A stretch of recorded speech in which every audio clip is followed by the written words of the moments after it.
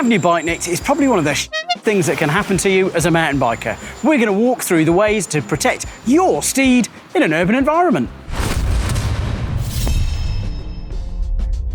Headline news is, unfortunately, bike thieving scum will be bike thieving scum, and given enough time, they can still be off with your bike. But if you use the right locks that are tougher to crack and take longer to crack, hopefully you can put them off. Now, sometimes in the wrong place, they'll have a panel van, they'll have lots of tools, and given enough time, they can still be off with your bike because no lock is bomb-proof or theft-proof, but slowing the thieves down is key. Before we dive too deep into which lock for where and where to lock your bike, I'm going to show you how cheap locks just really aren't worth it using a set of these.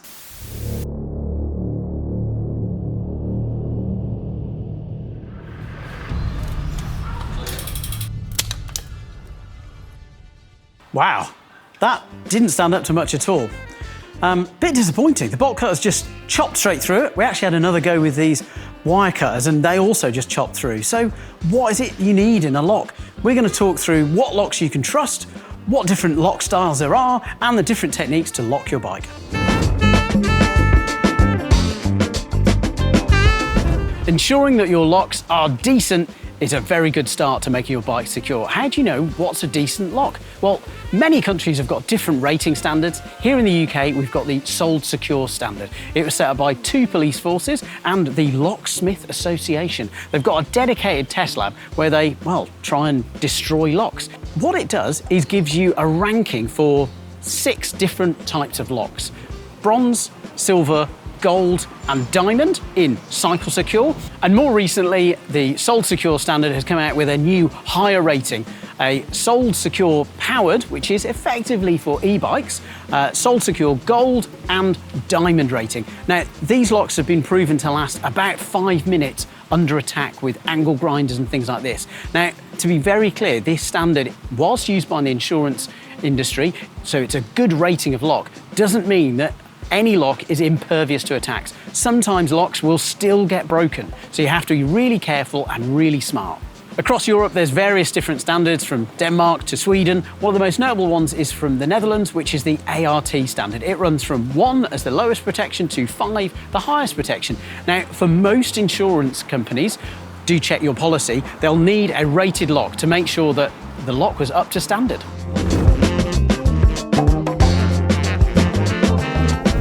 How much to pay for a good lock? Yeah, it's a tricky question, but with the Sold Secure standard or your local rating standard, it gives you a good idea of how much you've got to pay. And how much? Well, here in the UK, a Gold Secure standard, so the sort of starting point of locks is going to be about £50. Now, what standard of lock you need is going to depend on where you lock your bike. Is it really high risk? Is it low risk? If it's low risk, you might be able to get away with something as simple as this, and they're really great value. But if you're locking your bike up in a really sketchy area, you're going to need something really big and really burly to help protect it. And okay, it will be expensive, but think of it as a percentage of the total cost of your bike. So if you've got a really expensive bike, well, paying, 10%, 20% of the cost on a really decent lock, probably 200 quid plus for something like this, well, it's worth it because you'll still have your bike.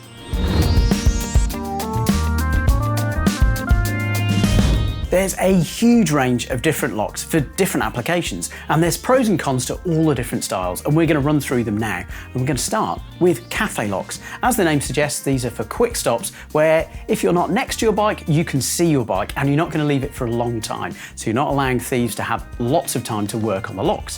Why? Because often these super light locks, which are really portable and easy to carry, aren't high on protection. But a lock like this is better than no lock at all. Cable locks are like really burly gear cables, and these wound wires offer flexibility and lightweight.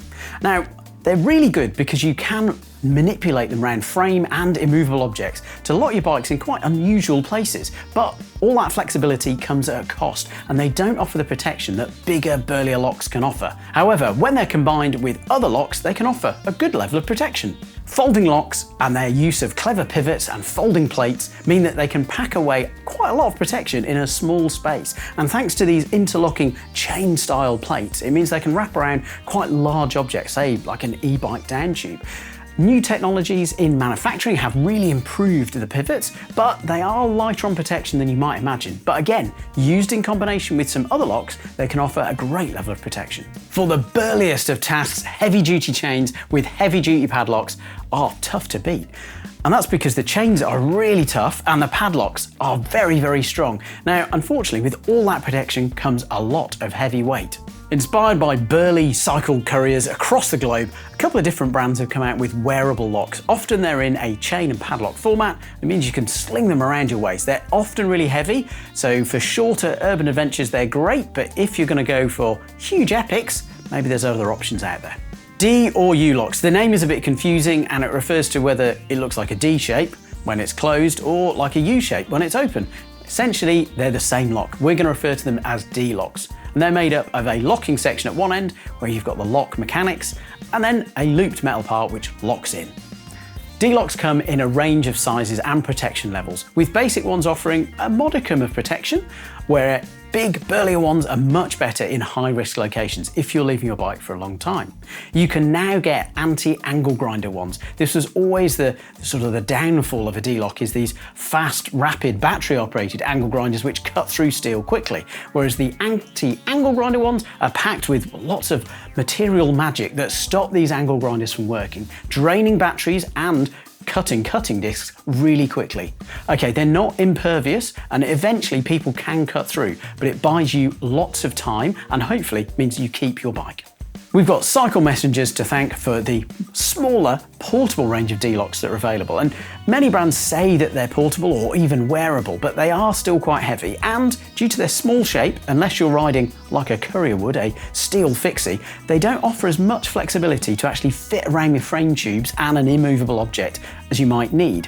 So using one of these smaller locks plus a cable lock is a good idea, and I think that kind of encapsulates one of the problems with these D-locks is they offer huge amounts of protection, especially these anti-angle grinder versions. However, you are limited to the fact it is a big D shape, so if it doesn't fit around your frame and wheel, then you might struggle. In combination with maybe a cable or two cables, they do offer the most protection. All the best lock tech in the world might not save your bike if you lock your bike in the wrong place. But where's the wrong place? Okay, we're defining the wrong place by a place where you're giving lots of time with your loved one, your bike, for thieves to work away. So you need to find somewhere that minimises the amount of time that thieves can work at hacking and hammering at your lock and your bike. So you might think somewhere like this would be a good spot. We've got really sturdy rails, sort of undercover under the trees, but unfortunately the foot flow here is just too low. So your bike could be locked up and a thief could have lots of time working away at your bike. Here's an example of a good location. Okay, we've got a good sturdy bar to lock to, and more importantly, we've got high foot traffic. So we've got pedestrians walking by, so it looks busy. We've got cars driving by both behind me and in front of me, so it's a good busy spot. Lots of eyes on here, and if a thief was going to try and spend some time, they'd get spotted, which is great. Another aspect that's useful is that, well, there's a couple of bikes here already, and that means that if my bike is the best locked, well, what is a time crunch thief going to do? Spend lots of time attacking my bike or just being off with someone who hasn't locked their bike properly?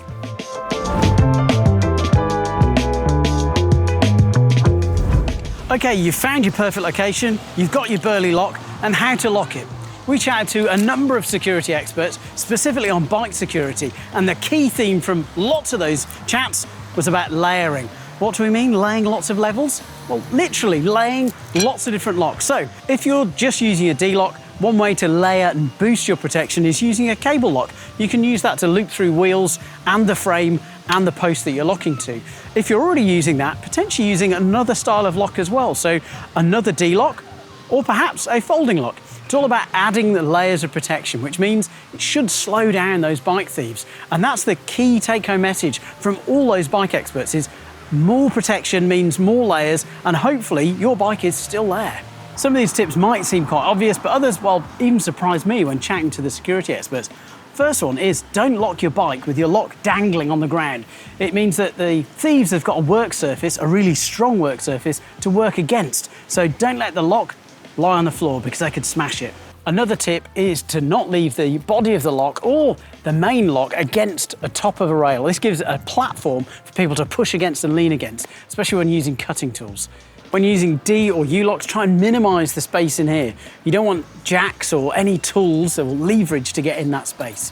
One of the best ways to lock your bike up in town is using a D or U lock through the frame and rear wheel, and then using an additional cable to secure the front wheel. Make sure it's really tight on whatever you're locking it to, so there's no risk of it being pulled away. Of course, do check and make sure what you're locking it to is very secure as well.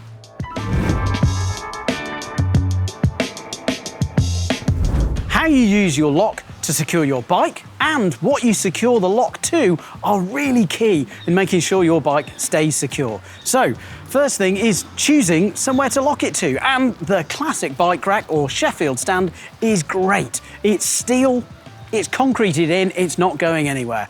If you can't find a dedicated bike rack to lock to, then find another immovable object. The aim is something really big, really heavy, but you can still get your lock around. Sometimes concrete posts are a good example, but make sure they're exceptionally tall, because if it's just short, well, someone will be able to just lift your bike off, which isn't ideal.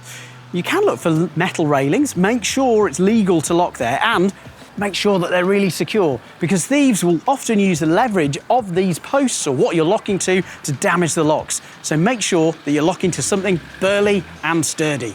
Wherever you lock your bike, make sure it's not blocking any pathways. Of course, do remove things that are quite easily removable on your bike. So if you've got, say, a saddlebag, for example, or a multi-tool stashed somewhere that's open and accessible, take it with you, because realistically, it might get taken for you.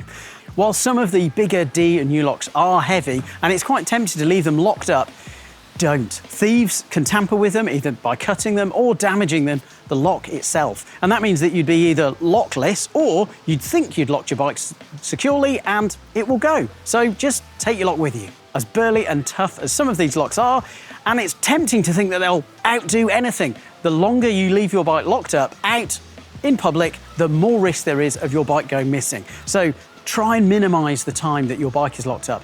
And if you can't, and you are able to mix up the locations of where you lock your bike up, that's really good too. If a thief sees your bike locked up in the same point with the same lock at the same times of day all week, all month, he can make a plan, and he can hatch a plan of either visiting your bike with an angle grinder or a group of mates and a bunch of tools. So mix it up, keep the thieves thinking and guessing.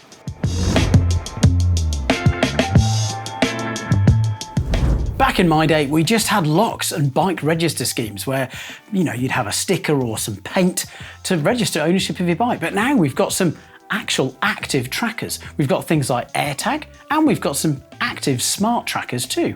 For example, on your Bosch e-bikes, there's a number of different systems that you can use, from using the phone to lock your motor, or you can use the head unit on a couple of the Bosch motor systems to act as a key, so virtually locking your bike. Of course, it's not going to secure it, it's just going to make the motor inactive. But there are smart trackers too. So we touched on AirTag. There's a couple of other different brands out there as well, and you can kind of attach these. There's lots of mounts available.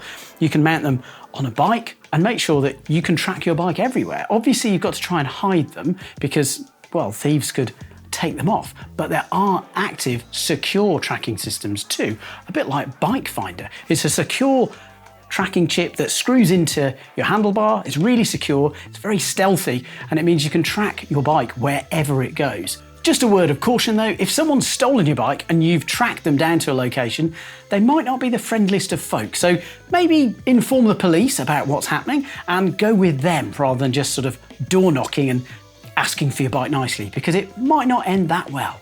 So hopefully all these tips have helped, and hopefully you've got the conclusion that, well, the less time that a thief has with your bike one-on-one, the better it is. And the more layers and levels of security that you can add, the better it is. Hopefully these tips mean that your bike can stay yours longer.